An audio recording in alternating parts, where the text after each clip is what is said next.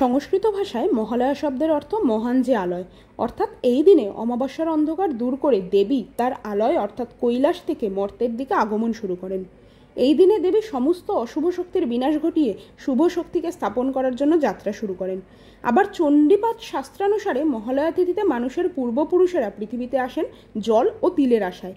তাই এই অমাবস্যা তিথির দিন পূর্বপুরুষের শ্রাদ্ধ তর্পণ করা হয়।